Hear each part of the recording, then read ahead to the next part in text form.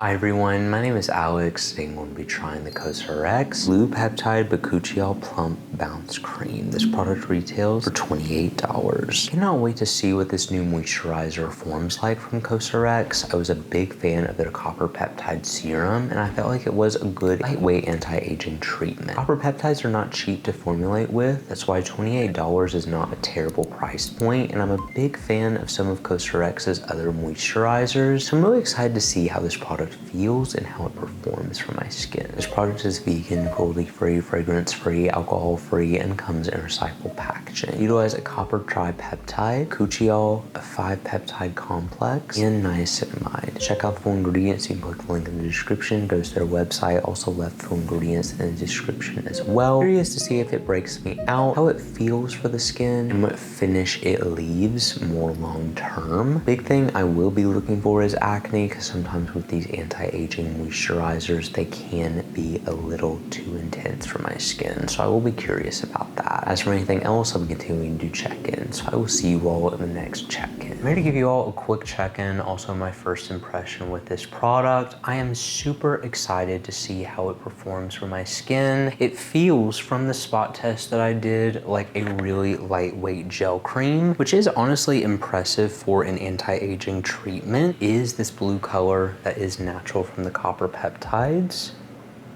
You can see there, it is a pretty rich gel cream-like texture. It does leave a little bit of an external finish, but it's nothing too crazy notable. I will be curious to see how this performs more long-term, and also if I notice it does cause any acne, because sometimes anti-aging treatments can be a little bit more rich. cosrx is seeming to take a little bit more of a lightweight approach with their copper peptide treatments. I've been needing to moisturize so bad, and this is really restorative and refreshing going on the face, which I really enjoy. I'll say the finish is a little bit heavier on the face. Definitely feels a little bit greasy.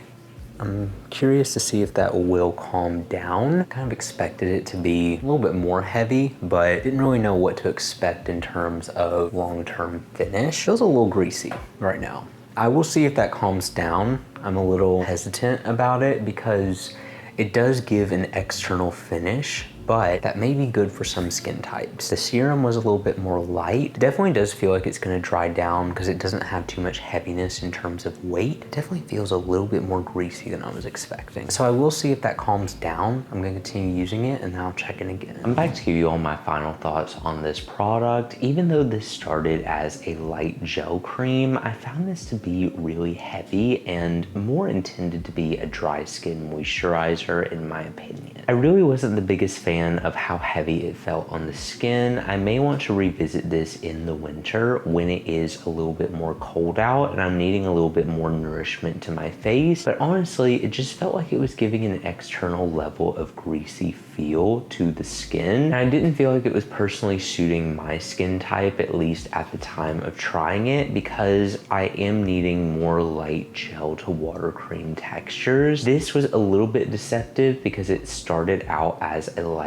gel water cream, but then the more I continued to wear it and the more I continued to use it consistently, it just felt greasy on the face. Now, it's not something that necessarily was bad for my skin or caused anything negative like acne, but it definitely was something that I noticed my skin to feel a lot more greasy the more I would continue to use it, and just left a heavy external finish that I didn't enjoy as much during this time. So unless you do want a really heavy external finish to a moisturizer, I'm not sure I would recommend this. I personally just found it was a little bit too suffocating for the face. It made me feel greasy throughout the day, especially on top of sunscreen. It was not a daytime moisturizer for me, and overnight I just felt my skin feeling more and more greasy when I would wake up. So it wasn't something that I necessarily loved or would reach for when it comes to reinvesting. Now, when it comes to reinvesting, interesting. I am a huge fan of their peptide serum. I feel like that is a good way to deliver the benefits of this product in a more lightweight way, and that's what I'm personally going to be going for because I love the ingredients in this formula. It is something that I like to be preventative with, especially with anti-aging. It's just not something that I enjoyed the finish of or the performance of.